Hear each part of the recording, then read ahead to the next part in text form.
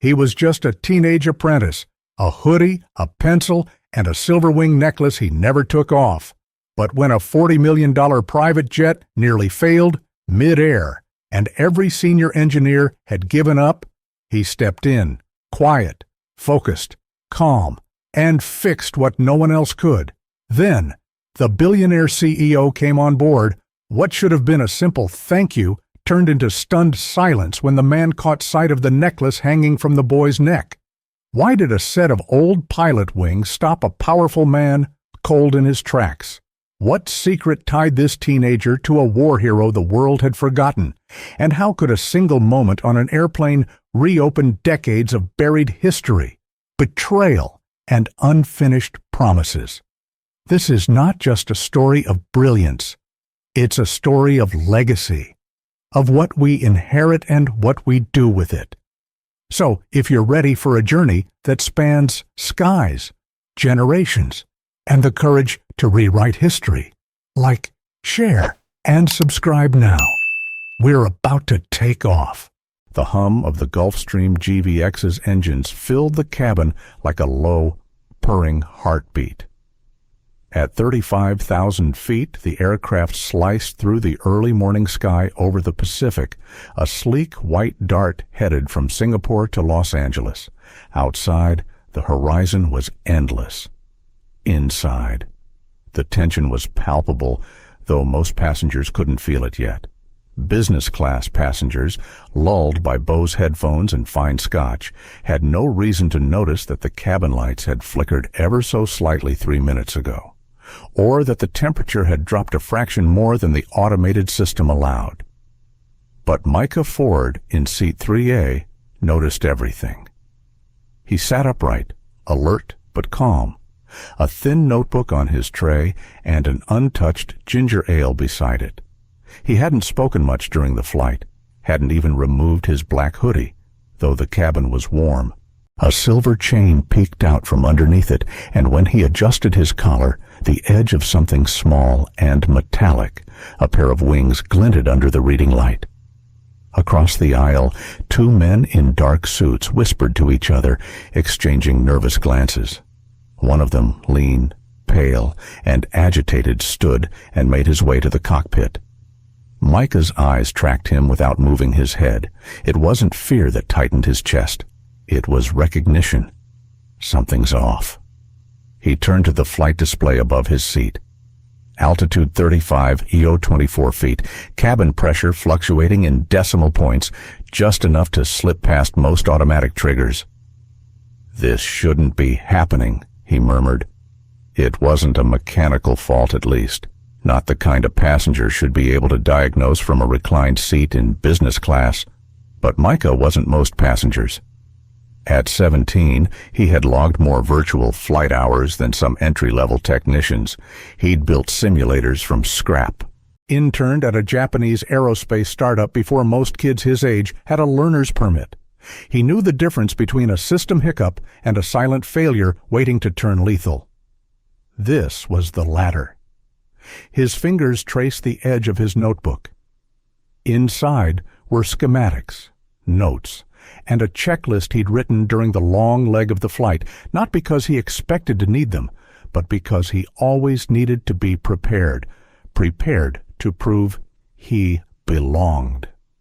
2 rows ahead, a crew member emerged from the galley and moved briskly down the aisle. He whispered something into the earpiece of another attendant, who immediately tapped at the control panel near the lavatory and frowned. They both walked quickly toward the front of the plane. Micah looked down at the wings around his neck, his grandfather's. They were a family secret in some ways, too painful and too proud to speak of often. Elijah Ford, the man they'd once belonged to, was a Tuskegee airman, though most of what Micah knew came from fragmented stories and a few yellowed photographs. He had died before Micah turned 2. What remained was the necklace. Micah had worn it every day since he was 12. It had always felt like armor. Now, it felt like a warning bell. He glanced again at the readout.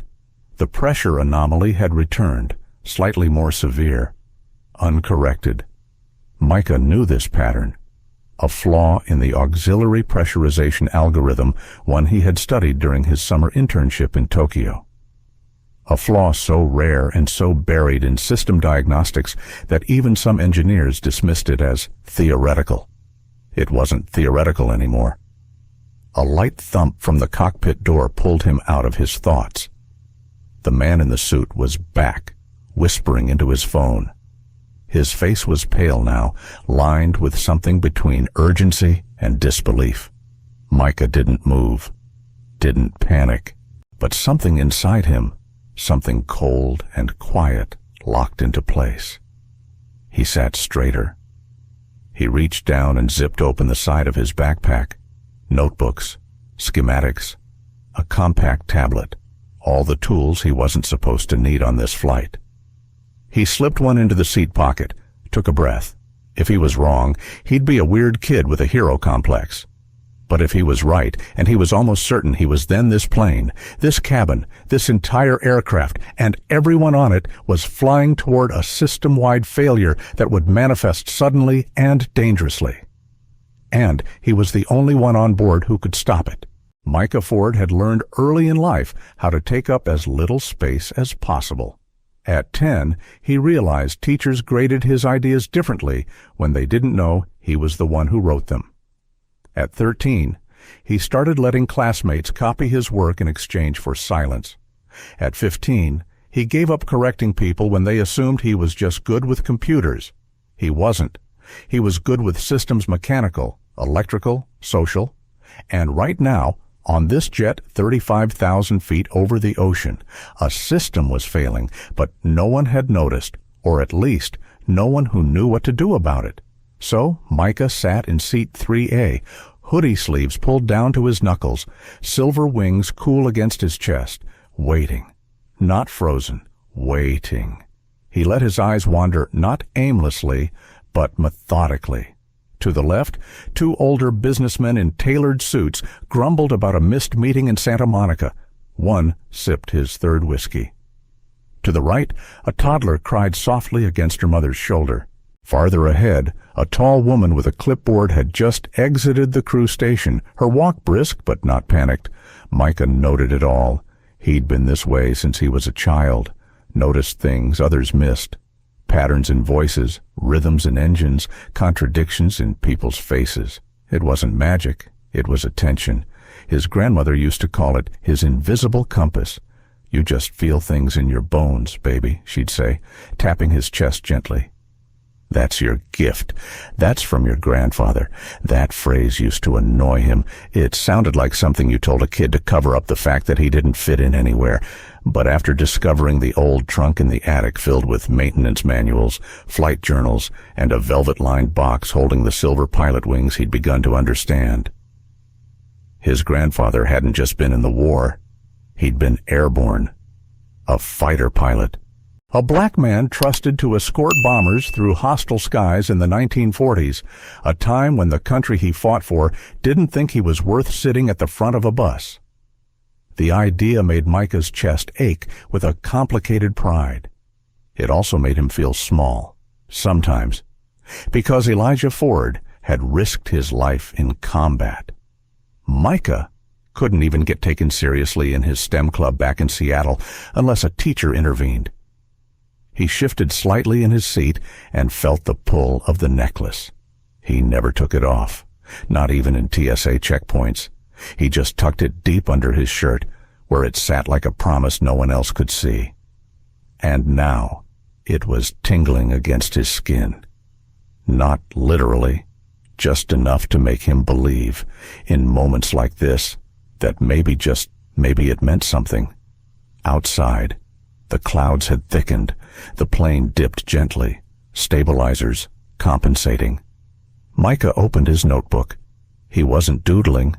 He was tracing the backup pressurization loop for Gulfstream's GVX model, a loop he'd studied during a summer program in Tokyo, where he'd spent 6 weeks in a hangar full of engineers who had learned to stop questioning how a teenager from South Seattle could solve calibration problems faster than their software could detect them. They didn't ask. They watched. Then they listened. He missed that. He hadn't told anyone back home about that internship, not even Grandma. It felt too fragile, like if he spoke it out loud, it might disappear. "Excuse me," came a soft voice from the aisle. Micah looked up. A flight attendant, younger, maybe mid-20s, knelt beside his seat. Her name tag read Amara.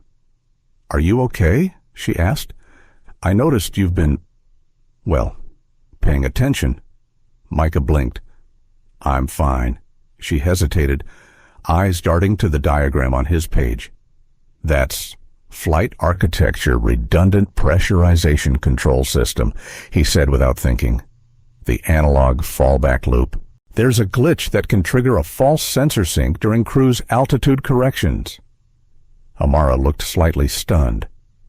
"You work in aviation?" "Studying it," he replied. "Not officially. Yet." She leaned closer. Her voice dropped. "We've had a couple anomalies. Cabin pressure. The engineers are checking it now, but—" Micah closed his notebook. "You're not getting alerts from the backup system either, are you?" Amara's eyes widened. "No." He nodded, quietly. "That's what I thought." And just like that, the game changed. The light above seat 2D flickered again just once, but it was enough to make Amara glance up. Micah didn't move.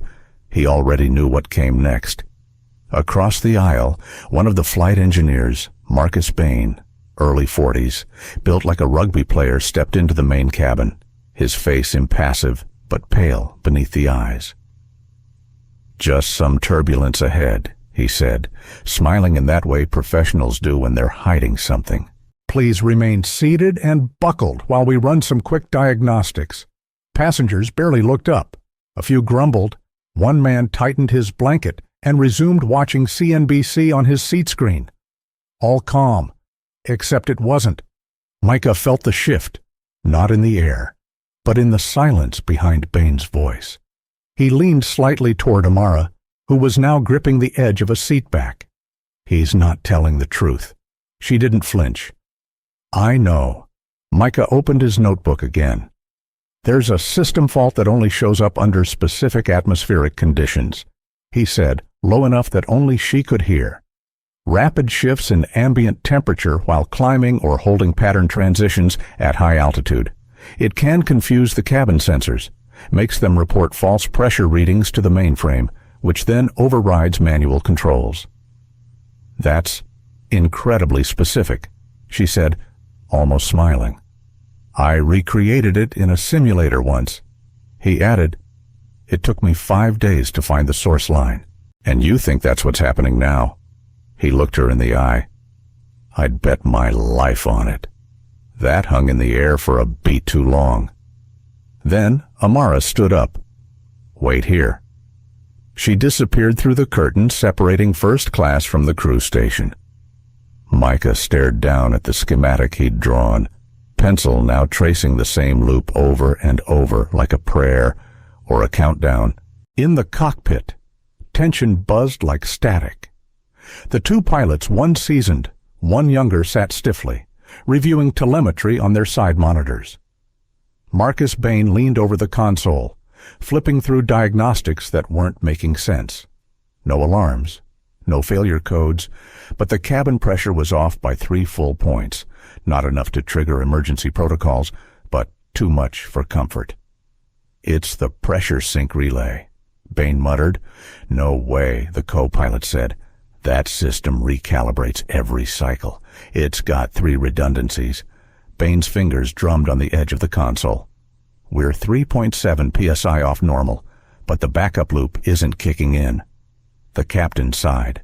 "We're 90 minutes out from LAX. Let's ride it out unless we hit a hard fail. If we need to, we'll initiate a controlled descent and call for emergency prep at Burbank." Bain rubbed his eyes. "I don't like this. It's acting like that Zurich case." The captain turned sharply. The one with the Gulfcraft 8000. Bain nodded. "That plane nearly decompressed." "Exactly." Before they could say more, Amara stepped into the cockpit, Sorry to interrupt, but there's a passenger who might know what's going on. The co-pilot blinked. Excuse me. He showed me a hand-drawn schematic of a fallback pressurization loop and described exactly what's happening with our diagnostics. Bain scoffed. That's cute. You let a passenger play engineer now. She held his gaze, unfazed. He didn't guess. He named the sensor sync override issue and described the same Zurich failure from 2 years ago. That shut Bain up. What's his name? The captain asked. Micah Ford, seat 3A. He's 17, but he's not guessing. He's studied this. I think you should talk to him.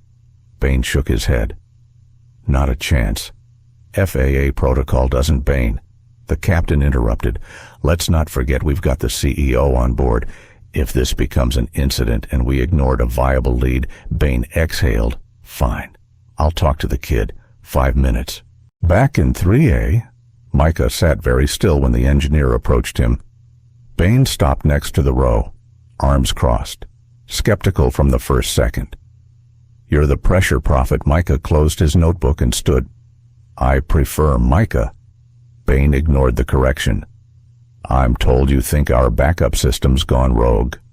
No, Micah said calmly. I think the backup's working. I think the problem is the system that tells it when to activate. And you came to this conclusion how watching too many YouTube videos. Micah held his stare. I interned in Tokyo last summer at Shibata Aero. I ran into this bug while helping them rewrite software for pre-2000 pressurization models. The Gulfstream's diagnostic layer inherited code from the same architecture. You're telling me a teenager is better than our onboard diagnostics. I'm telling you, your diagnostics are assuming all sensors are reading correctly. They're not. Bain looked ready to argue until a fresh beep sounded from the nearby crew console. Micah turned to look. That's a delay ping. What your system is cycling the fallback loop, but it's not engaging because the fail signal is being suppressed. That ping is it trying and failing. Bain walked to the console, watched the signal stutter, froze. Micah stepped beside him, pointing to the screen. Your best option is to manually initiate a parallel sensor loop and run an analog test. That'll force the system into emergency prep mode. That's not standard protocol. It's either that or wait for full decompression. Silence. Then Bain pressed his earpiece and muttered, Captain, we need to loop you in. We've got a situation. 30 seconds later, in a separate part of the cabin, a phone rang.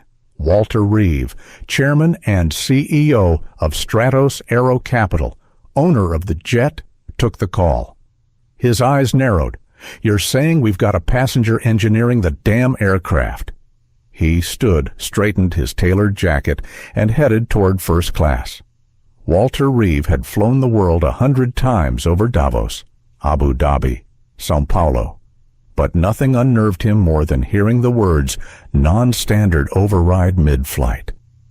He moved down the aisle like a storm in a Brioni suit, ignoring the passengers who turned to look. When he reached the forward galley, Amara stepped aside, wordlessly. In the crew station, Marcus Bain stood stiffly by the pressure control panel, visibly sweating. Talk, Walter said. Bain cleared his throat. Cabin pressure sync loop is delayed. It's not failing outright, it's misreporting. There's sensor confusion between the primary and fallback relays. Is it fixable? Depends who you ask, Bain muttered, glancing toward the cabin. Walter's eyes narrowed. What does that mean? Bain hesitated. Passenger in 3A flagged it. 17-year-old kid, claims he's seen this before. Drew me a full analog schematic of a bypass solution. Walter stared. You're telling me a teenager diagnosed our aircraft mid-flight? I'm telling you, he might be right, Bain said, quietly. Walter Reeve didn't believe in intuition. He believed in leverage, data, margins, but something in Bain's tone made him pause. Show me the kid. Micah saw the man before he heard him. Broad-shouldered, mid-60s, with a face carved from steel and history. Walter moved through the curtain like gravity had shifted in his direction. He paused 3 rows from Micah and studied him, not with fear, but with the cold calculation of someone used to being the most important man in any room. "You're Ford?" he asked. "Yeah, sir," Micah replied evenly. Walter tilted his head. "You some kind of prodigy, I'm just someone who's paying attention." The reply wasn't cocky, just honest. Walter let the silence linger. "I hear you think you know what's happening on my jet." "I don't think," Micah replied. "I know." That stopped Walter in his tracks. Micah stood, clutching the edges of his seat for balance. He didn't rise in defiance. He rose because it felt wrong to explain the potential failure of a $65 million aircraft while sitting down like a child. Walter folded his arms. "Then, explain it to me." Micah took a breath. "There's a data desync between the analog pressure sensors and the digital relay. The system thinks the cabin pressure is nominal, but it's compensating for bad input. That's why the backup isn't activating. The override logic is buried 3 layers deep in legacy code from a system designed before this aircraft was even manufactured. You've seen this before in simulation, twice. Once in a 2003 Lockheed training model. Once again during my internship at Shibata Aero. We patched the code. But this plane, it hasn't been updated. And you," Walter said slowly, "learned this in school." Micah met his gaze without blinking. "I learned this in my grandfather's garage, and in libraries, and by refusing to believe that just because I'm young and black, I couldn't understand things that most people ignore." Walter didn't respond, but his eyes dropped just for a moment to the chain around Micah's neck. The silver pilot wings had shifted slightly in the light. Walter froze. His pupils dilated. The expression on his face softened. A breath caught in his throat, visible. Involuntary? Micah noticed. He reached up and tucked the necklace back inside his hoodie. But it was too late. "Where did you get those?" Walter asked, his voice no longer sharp, but hollow. Micah hesitated. "Then, they were my grandfather's. What was his name?" Walter whispered, "Elijah Ford," Micah said. The name hit like a sudden drop in altitude. Walter took a step back. His expression went from composed to stunned. "Elijah Ford, of the 332nd. Micah blinked. "You knew him." Walter didn't answer. Instead, he slowly sat down in the empty seat across the aisle, his composure unraveling by the second. "Elijah Ford," he repeated, like the words had their own gravity. Then, almost to himself, "He saved my father's life." Micah froze. "What my father was a bomber pilot," Walter said, voice quieter now, unguarded, over Bremen. February 1944, their B-17 was crippled. 2 Messerschmitts were closing in. They had no escort. Then one P-51 Mustang came out of nowhere, red tail, engine screaming, shot down one, chased off the other, waggled his wings before disappearing back into the clouds. Micah's heart was pounding. He told that story every year on the anniversary, said the pilot's name was Elijah Ford, said he tried to thank him after the war, but they lost contact. Walter leaned back, staring at Micah like he was seeing a ghost. He always kept a photo on his desk, him and the pilot. My mother said he looked at it every time he made a major business decision, said he owed his life to that man. Micah felt the cabin around him go still. The noise faded. The pressure in his chest grew heavier than the plane itself. My grandmother used to say Grandpa never talked about the war. I thought she was just protecting him. Walter looked down at the floor. Then, back up at Micah. And now his grandson is standing on my aircraft, calmly explaining how to save it, just like he did for my father. No one spoke. Not Amara. Not Bain. not the dozen business-class passengers now watching in stunned silence. Micah let the moment settle. Then he said, gently, "I'm not him. I just studied the code." Walter smiled faintly. "And you wore the wings." The cockpit door unlocked with a hiss. Captain Lynn turned as Walter Reeve entered, trailed by Micah Ford and Marcus Bain. Behind them, Amara remained near the galley, her eyes never leaving Micah's back. The captain looked exhausted, one hand gripping the armrest while the other tapped through diagnostics. "Pressure's down another 0.2, he said. "Still no fault codes. It's like the system's blind." "Because it is," Micah said quietly. Captain Lynn turned to the teen, one eyebrow raised. "And you are Micah Ford, passenger 3A. The captain looked toward Walter for explanation. Walter, still visibly shaken from the moment in the cabin, gestured to Micah. He knows exactly what's happening. "You're telling me a teenager's running point on my aircraft's systems now. I'm telling you," Walter said firmly, "that he's the only one in this room who recognized the failure before it got worse. So listen." Micah stepped forward, his voice steady but respectful. "The primary and secondary pressure sensors are out of sync. The onboard software is reading stable values, but it's compensating for ghost data micro-corrections based on corrupted calibration." The captain frowned. "Why didn't we get an alert? Because the fail-safe logic assumes the fault will come from the mechanical system, not the software. This fault's digital, buried in inherited control logic, mostly legacy code from older platforms that were never patched." Micah reached into his bag and retrieved a tablet, one of the tools he always carried. "I have the original Shibata error map here. If we bypass the digital sync and run the analog pressure loop through a separate input, it forces a clean reading. Then we can trick the fallback system into kicking in manually."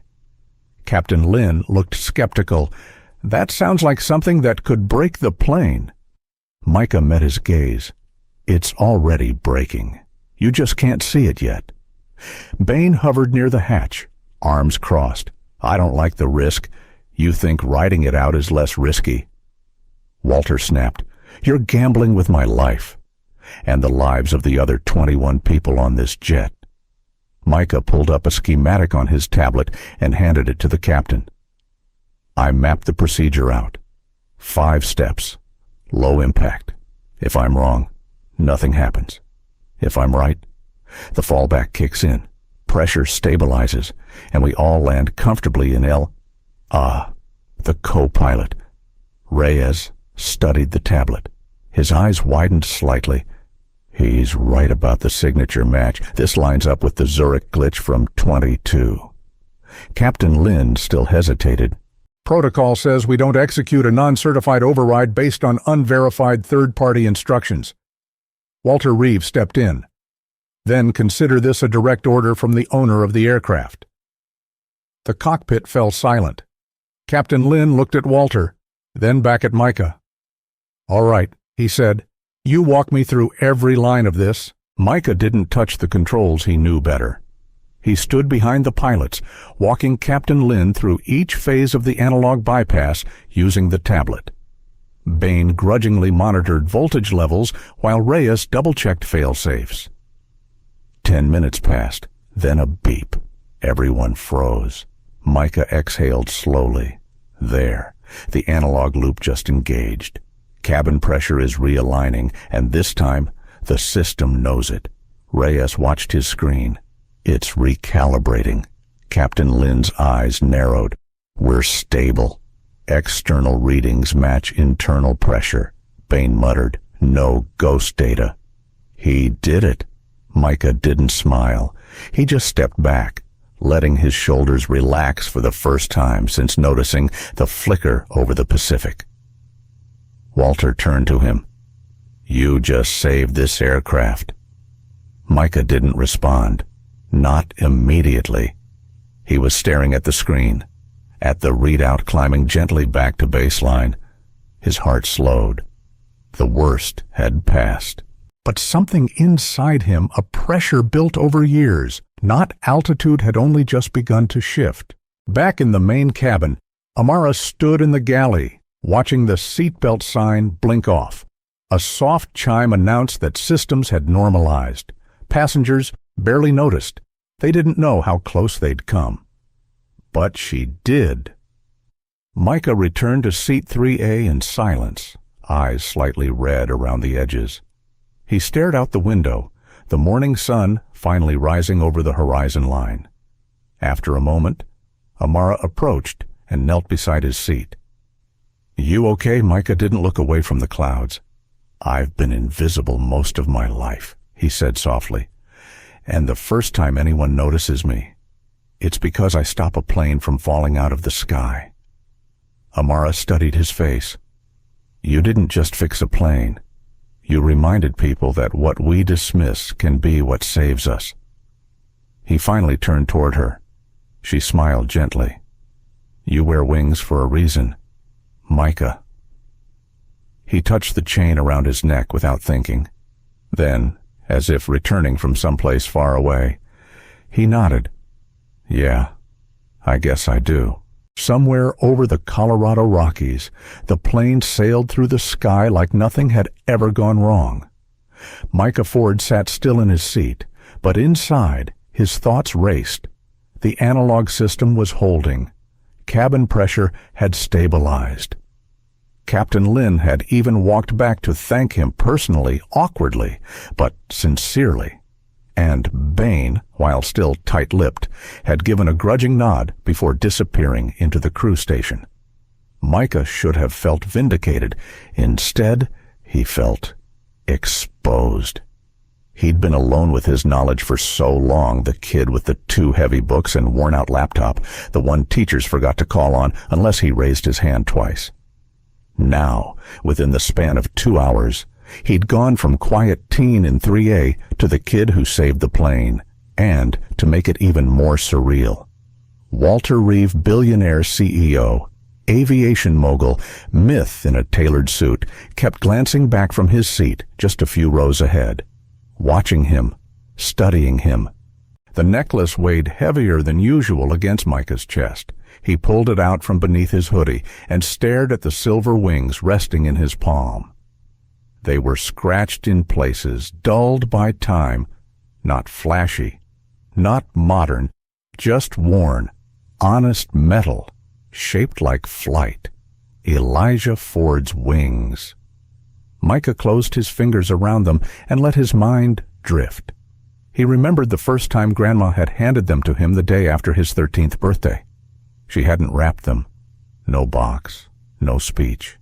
Just stood in the hallway, watching him study a physics book thicker than a brick, and quietly said, "These belong to you now."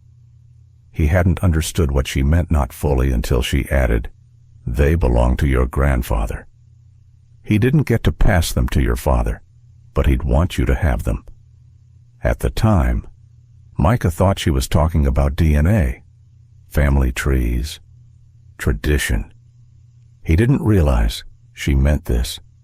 A moment like this, where everything past, present, and future collided at 35,000 feet. "Mind if I join you?" Micah looked up to see Walter Reeve standing beside his seat, holding 2 steaming paper cups. Micah blinked. "Sure." Walter passed him one. "Chamomile tea. Figured you didn't need more caffeine." Micah gave a small smile. "Thanks." Walter sat in the empty seat beside him, crossing one leg over the other with the practiced ease of a man who'd negotiated with heads of state and hostile boardrooms. But when he looked at Micah, his posture softened. "I wasn't ready to see those wings today," he said. Micah stayed quiet. "My father talked about your grandfather every year, called him the ghost in the clouds, said he never got the chance to repay what he owed." "You don't owe me anything," Micah said quickly. Walter's brow furrowed. "I'm not sure that's true." He took a sip of tea. "I built Stratus Aero from nothing but my father's GI Bill and a photograph he kept on his desk. Him and your grandfather. He looked at it every time he made a decision. Said that picture reminded him of who saved him and of the country he wanted to help build. Micah stared down at his tea. My family never mentioned him. He said, "Not really. I had to piece most of this together myself." Walter studied him for a long moment. That must have felt lonely. Micah nodded. Then, almost as if admitting it to himself, I used to think if I got good enough, smart enough, someone would finally see me. Turns out I had to fix a private jet mid-air to get anyone to listen. Walter didn't smile, didn't interrupt. I've been in rooms full of engineers who won't even look at me when I speak. Micah continued. People who treat me like a quota, or worse, a curiosity. He let out a breath. But today, I wasn't invisible. For once. Walter nodded. Slowly. You shouldn't have had to earn visibility with genius, but the world's still catching up. Micah looked sideways at him. Did your father ever try to find my grandfather? He did, Walter said. He wrote him. Sent messages through the military, even offered to fund a flight school in the 60s. But back then, well, a black pilot opening a school with a white financier wasn't just revolutionary, it was dangerous. Micah's eyebrows lifted. Wait, a flight school? Walter nodded. My father believed no one should have to fight as hard as your grandfather did just to fly. He wanted to change that, but the world wasn't ready. Micah's hands tightened around the cup, and now he asked. Walter leaned forward. Maybe it's time we finish what they started. Micah wasn't used to powerful men speaking softly. But here, at 35,000 feet above Nebraska, the most powerful man on the jet leaned in like he was seeking permission, not giving orders. Walter Reeve had just said, maybe it's time we finish what they started. Micah stared at him, unsure what to say. Your grandfather and mine, Walter clarified. Two men who, despite the barriers of their time, found a moment of connection in the sky. They never got to build something together. But maybe you and I can. Micah sat back in his seat. You mean, like a project? Walter smiled faintly. More than a project. He reached inside his blazer and pulled out a sleek black folio. Opening it, he revealed a set of documents crisp, stamped, formal. This is a draft, he said, sliding one toward Micah. We were already planning a new education initiative in aerospace engineering. Scholarships, internships, private sector pipelines. But after today, I want to do more. Micah scanned the heading, the Elijah Ford Fellowship for Aviation Innovation, powered by Stratos Aero Capital. He blinked. I don't understand.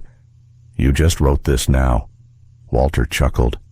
Drafted the framework last quarter, but it didn't have a name or a face. You changed that. Micah's throat tightened.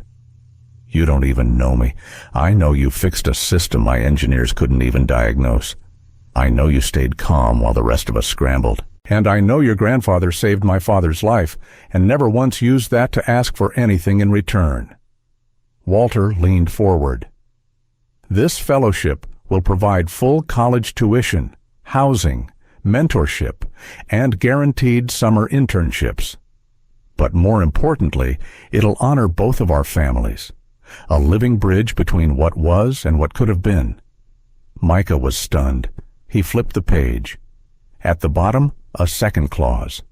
Fellowship advisor and inaugural scholar, Micah Elijah Ford. His name. In print, his grandfather's name, embedded in the title.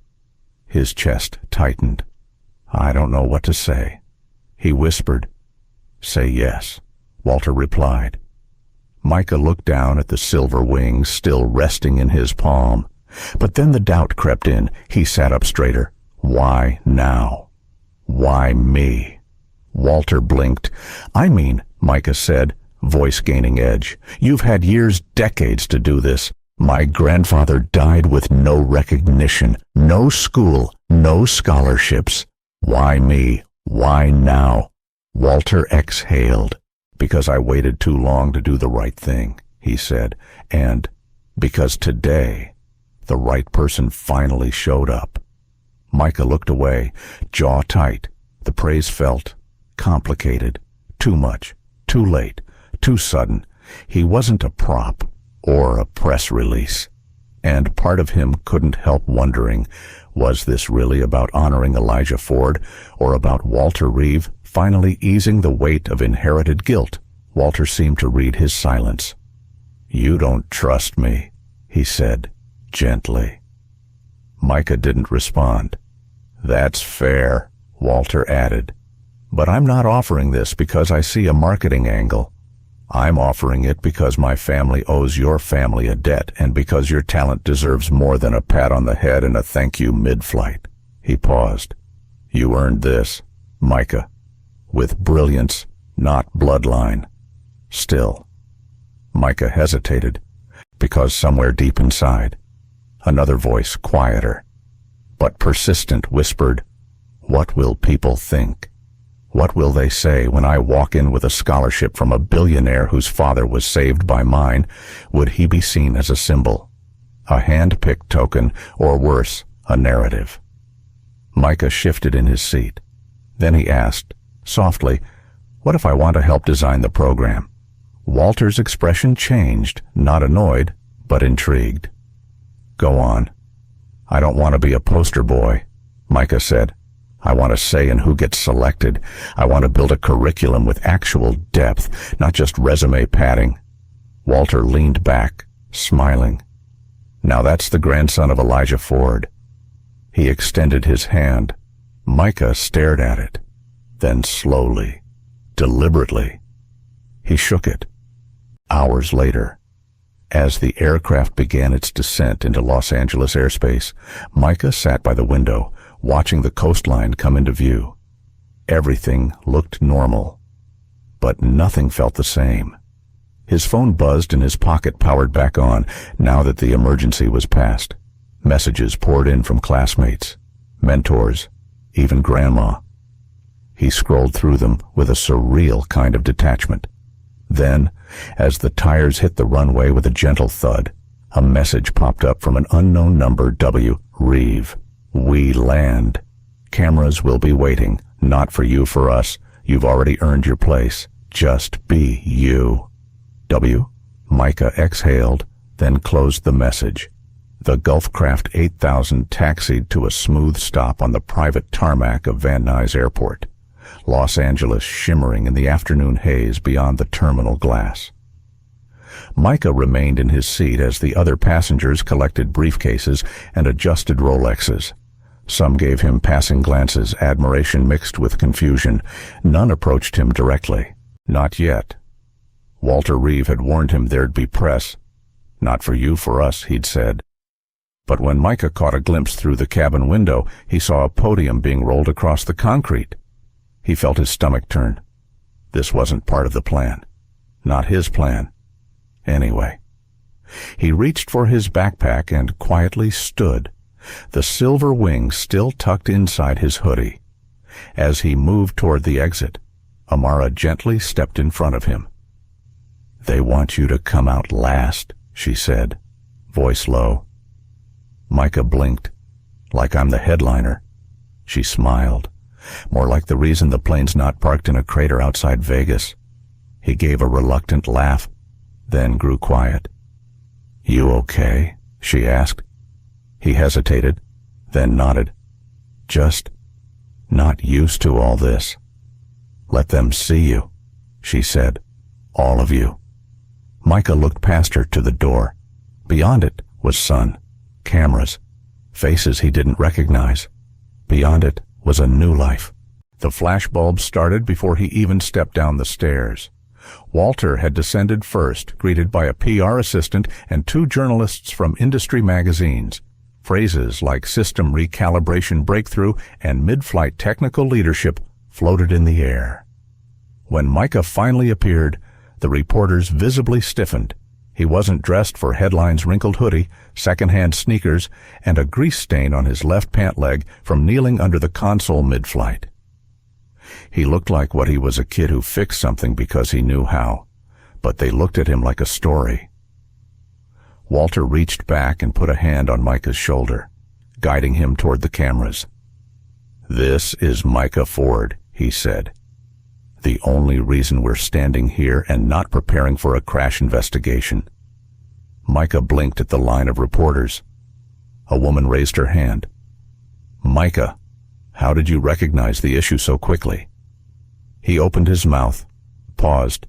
"Because I study problems most people overlook," he said, "and because sometimes you see patterns not because someone taught them to you, but because you've lived with them."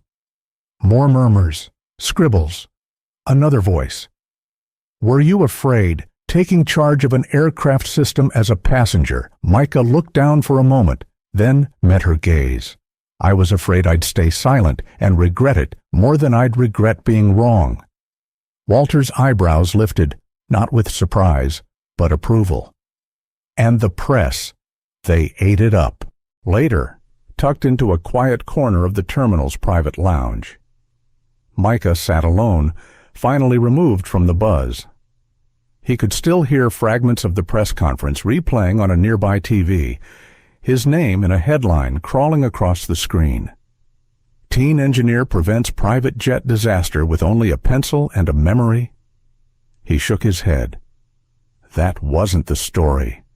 The story was pressure, of the aircraft, of being young, of being unseen until you're needed. Amara found him sitting by the window, still in his hoodie, still clutching his backpack like a lifeline. "You disappeared," she said, settling in across from him. "I didn't disappear," he replied. "I just needed to breathe." She smiled, understanding. Micah ran a hand over his face. "It's a lot." "It is. They're not celebrating what I did. They're celebrating that it makes a good headline." Amara was quiet for a beat. Then, "So take control of the narrative." Micah looked up. "Own your story before someone else turns it into a pitch deck." He stared at her, then reached into his bag, pulled out his notebook, and flipped to a fresh page. Title questions I need to ask before signing anything. He started writing. 1. Who else will be part of the fellowship? 2. Will I have a say in the selection process? 3. Can I stay anonymous if I choose to for now? 4. Can we start small, not launch it with fanfare? He paused at number 5, then added 5. Can I meet someone who knew my grandfather? That evening, as the city lights blinked on across L.A., Micah sat with Walter and his legal team in a sleek high-rise conference room overlooking the skyline. The room was too polished, too cold, but Micah had learned something valuable that day. He didn't have to play small. Not anymore. As Walter began outlining next steps for the Elijah Ford Fellowship, Micah raised a hand.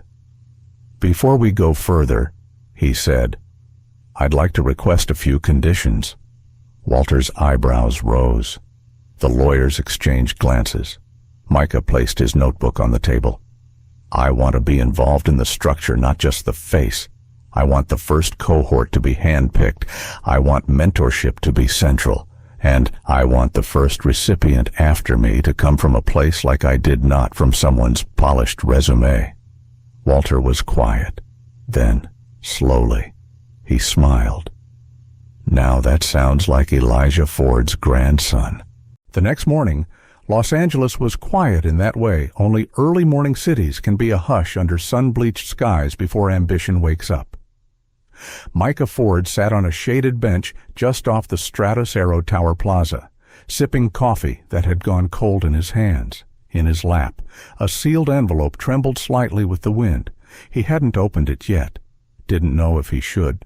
Walter Reeve had handed it to him just after the legal meeting wrapped, his voice lower, more measured than usual. "My father wrote this in 1973. To your grandfather." Elijah never responded. Or maybe He just couldn't. Now Micah stared at the worn paper. The envelope was yellowed, creased at the corners. His grandfather's name was written across the front in elegant cursive. Elijah Ford, private, personal. Micah's thumb hovered at the flap. Then he tucked it away. Not here. Not yet. 2 hours later.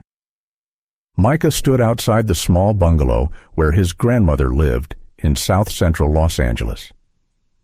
He hadn't been back in nearly a year, not since starting his engineering mentorship program in San Jose. The front yard was still framed by painted stones and stubborn weeds. The porch had a wind chime that made noise even when the air was still. He knocked. After a moment, Grandma Cora opened the door, a dish towel slung over her shoulder and a line of quiet concern in her eyes. "Boy, you better come inside before I start worrying more than I already have." Micah stepped in, backpack slung over one shoulder. "I saw you on the news," she said. "You smiled like your father when you're nervous." He froze in the middle of the room. Cora sat on the couch and patted the cushion next to her. Micah obeyed. For a long moment, neither of them spoke. "Finally," she said. "Your grandfather didn't like to talk about the war. I know. But he always kept a clean pair of shoes by the door. Said, 'You never know when you'll be called to take flight.'" Micah blinked. "I never heard that before." Cora nodded. He wasn't talking about airplanes. She looked down at his hand. The wings. Micah pulled the necklace out. Cora touched them gently. "Still whole," she whispered, "even after all this time." He handed her the envelope. She didn't move. Then slowly, with shaking fingers, she opened it. The letter was dated April 6, 1973, typed, but signed in black ink. "Dear Elijah, I don't know if this will reach you, or if you'll choose to open it. I understand your silence, and I respect your boundaries. But I've never stopped thinking about what we tried to build, the world we imagined, a school where black pilots could walk in the front door, not sneak through the back, a school with your name on the hangar, a program led by the man who saved my life and never once called in that debt. I've kept every draft, every sketch of what that future could have been. And I've kept the photo of us on the tarmac in 44, the one where I'm still trying to believe we survived. I know why you said no. I know what it cost to even consider saying yes. I still dream of that school, Elijah. And if it never gets built, I want you to know the reason was never your courage. It was this country's cowardice, with respect that can't be repaid. William Reeve." When Cora finished, she folded it back up with trembling hands.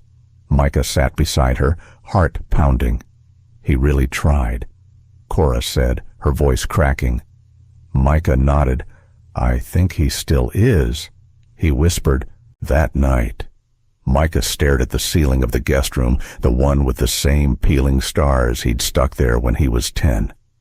His thoughts spun like jet engines. His grandfather, William Reeve, his father's memory, his own future. This wasn't just about scholarships now. It wasn't even just about repairing a jet mid-air. It was about a chapter in American aviation that had never been finished, about names that weren't printed in textbooks, about a school that never opened because courage couldn't outfly racism in the 60s. But maybe now it could. The next morning, he boarded a call with Walter and a woman named Dr. Clarissa Bell, head of the Reeve Foundation's historical initiatives. She was in her 50s, with sharp eyes and an archivist's memory. "We've gone through the Foundation's original files," she said. "Your grandfather was mentioned dozens of times. Mission reports, correspondence, even a recommendation for a congressional gold medal that never went anywhere." Micah's throat tightened. "No one ever told us." Clarissa nodded. That was by design. William Reeve wanted to protect your grandfather from publicity, from politics. He was afraid visibility would paint a target. Micah leaned forward. "I want to see everything." "You will," she said.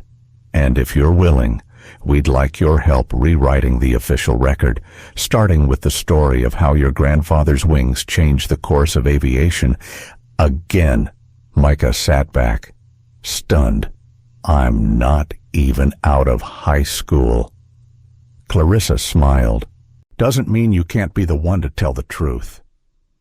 The invitation came 3 days later, a live press event at Reeve Aeronautics HQ, where Walter Reeve would officially unveil the Elijah Ford Fellowship for Aviation Innovation. The agenda included a tribute to Elijah, a reveal of the new scholarship program, and Micah's public introduction as the inaugural recipient and co-architect. Micah stared at the email. Subject line, full circle, let's change history. Together, he didn't open it right away, just watched it sit there in his inbox like a question with no safe answer. That night, Micah took a walk through his old neighborhood, cracked sidewalks, corner stores with iron gates, and the distant sound of a basketball hitting pavement. It had been a long time since he'd felt small, but something about this moment, the weight of choice, made him feel younger than ever. He stopped outside a chain-link fence where a rusted swing set leaned like tired bones. He remembered falling off the third swing when he was 8. Cora had run barefoot to get him. Panic and fury tangled on her face. She'd held him so tightly he forgot the pain. He sat on the bench near the gate and pulled out his notebook, the same one he'd used on the plane. He turned to a blank page. Pros and cons going public with the fellowship. He started writing pros, honors Grandpa's legacy, builds opportunity for others like me, rewrites history that erased people like him. Real change, backed by real resources, inspires others. Cons, feels performative, risk of being tokenized, pressure to represent everything, privacy sacrificed. The narrative might not stay mine. He stared at the list. Then, in smaller letters below, what would Grandpa say? His mind wandered to Elijah Ford, a man he never met, yet felt in his marrow. The man who flew missions over Germany only to be denied a cockpit at home. Would he want his grandson to step into the spotlight he'd been denied, or would he say, "Stay low, stay safe"? Micah didn't know. So he pulled out the letter again. William Reeve's letter. If it never gets built, I want you to know the reason was never your courage. It was this country's cowardice. Micah read the line twice. Then he put the notebook away. The next morning, Micah walked into Walter Reeve's office unannounced. Walter was mid-call but motioned for him to sit. Micah didn't. He stood by the window, hands clasped. When Walter hung up, Micah spoke. "I'll do it," he said. Walter blinked. "The press event," Micah clarified. "The speech. The whole thing. I'll help launch the fellowship." Walter stood, smile forming. "Micah, but I need to say it my way." Micah interrupted. Walter nodded. "Of course. No sound bites, no corporate script. I tell the truth, all of it. The silence, the erasure, the debt, not just the feel-good parts." Walter hesitated, then nodded again. "Agreed." Micah stepped closer. "And we don't stop with a fellowship. I want a flight school, a training center in South Central, for kids who've never even seen a cockpit." Walter stared at him. "And I want it named after Elijah Ford," Micah added. "Not the Reeve Foundation, just him." Walter sat down slowly, eyes locked on Micah. "You drive a hard bargain, kid." Micah didn't flinch. "I'm not negotiating for me." Walter smiled faintly. "Elijah would be proud." Micah gave a small smile. "I'll let you know after the press conference." That night, in a dim hotel room overlooking downtown L.A., Micah wrote his speech. He didn't write for applause. He wrote for his father gone before Micah ever got to ask the questions. He wrote for Elijah, the ghost in the clouds, the man with silver wings and a grounded future. And he wrote for the version of himself that still lived in classrooms where no one called his name.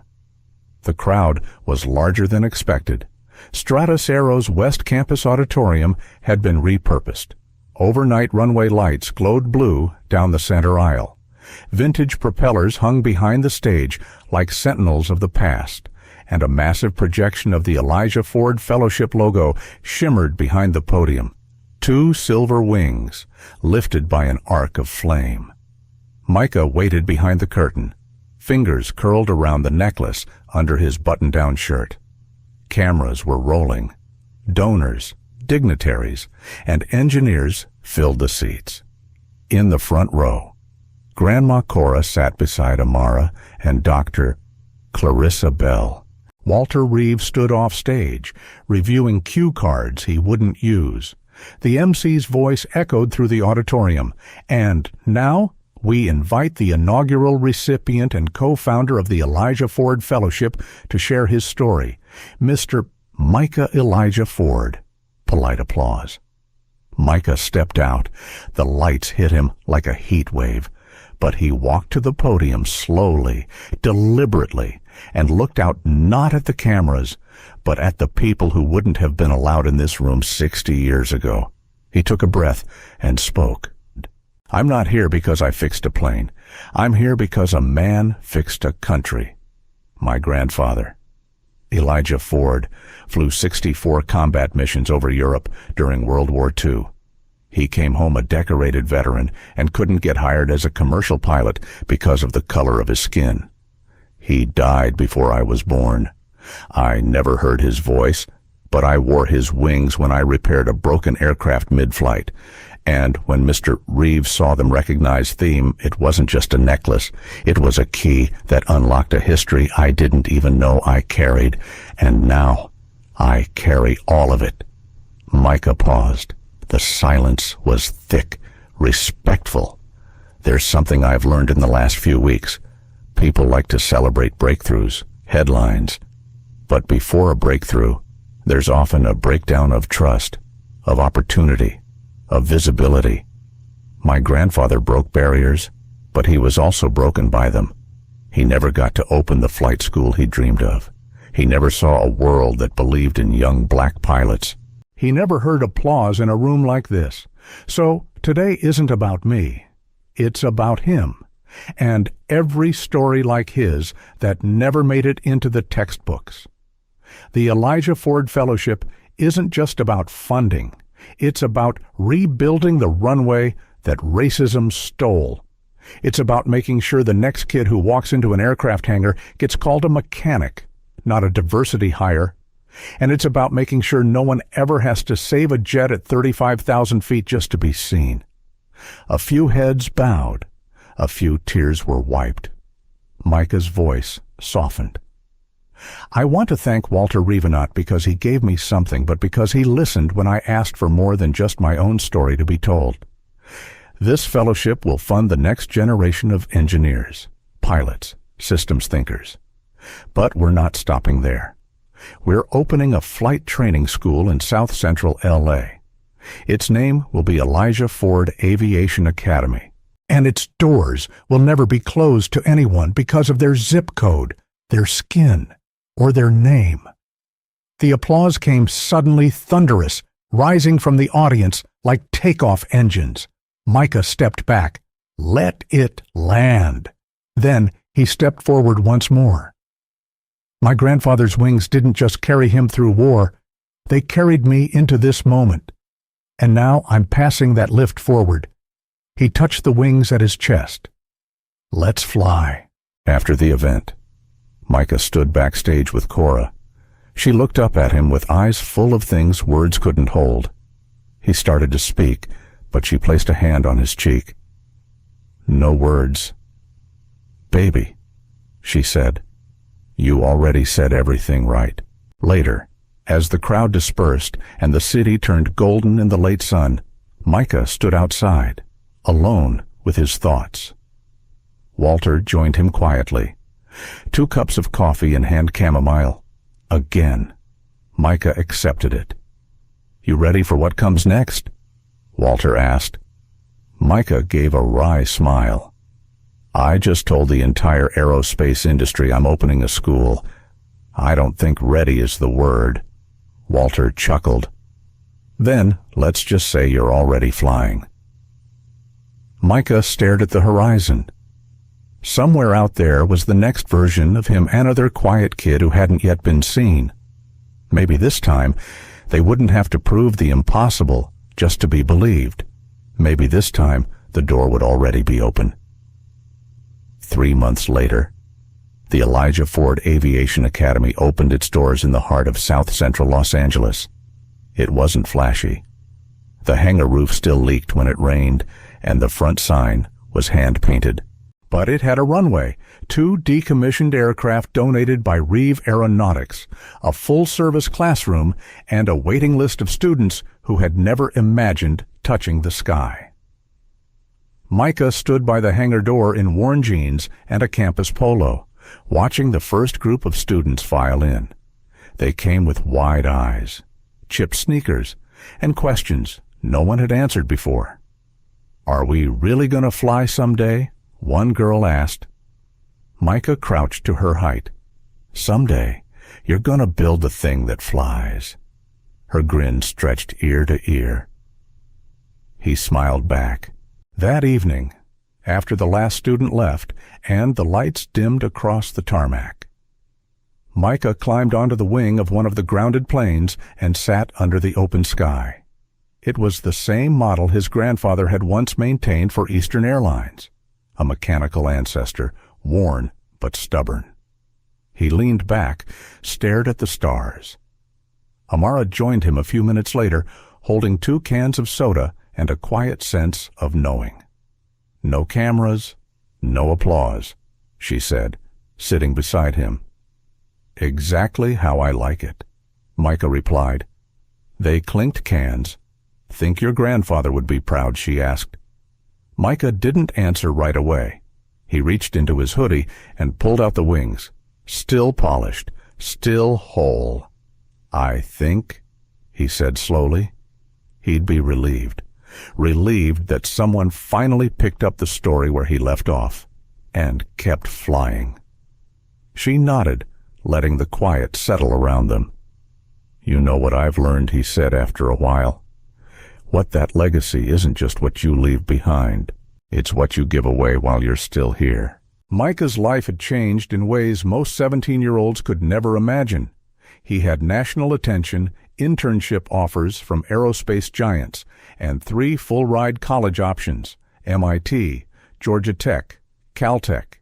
He hadn't chosen yet, but in the meantime, he chose something else to stay grounded, literally.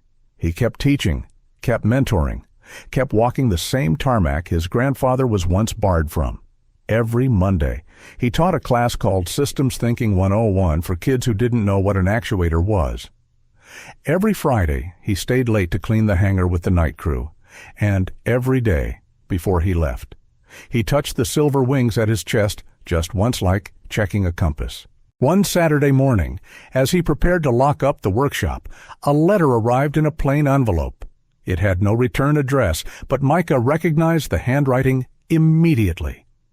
Inside, it read, "Dear Micah, you asked once if your grandfather would be proud.